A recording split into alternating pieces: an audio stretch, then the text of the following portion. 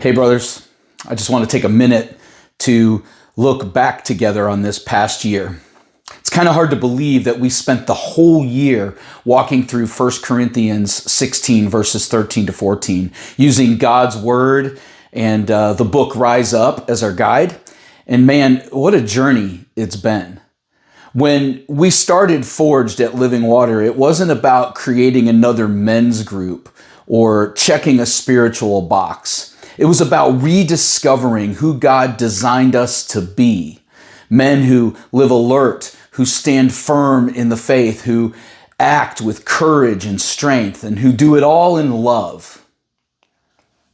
Over the next couple of months, I'm going to be posting a short series of videos right here on this private Facebook page, kind of a year in review of what we've studied together.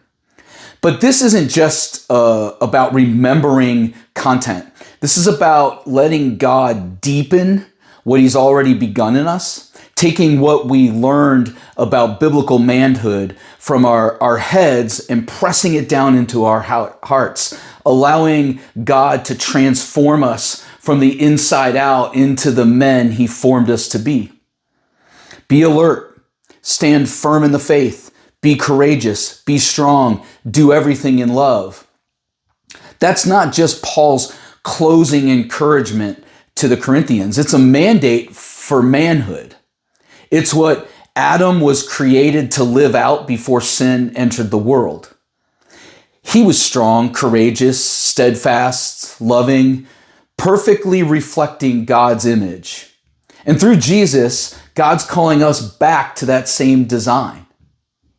Before the fall, Adam didn't question who he was. He walked with God intimately. He knew his purpose. But after sin entered the world, manhood got distorted. Strength turned into aggression. Courage turned into pride. Love into self-interest. And we've been wrestling to recover it ever since. But here's the good news.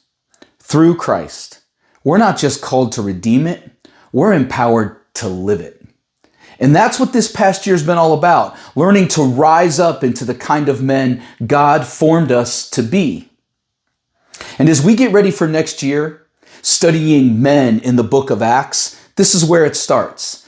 If we don't first understand what it means to be a man after God's heart, we'll miss the point of what those men in the book of Acts actually did. Because they didn't just believe in Jesus.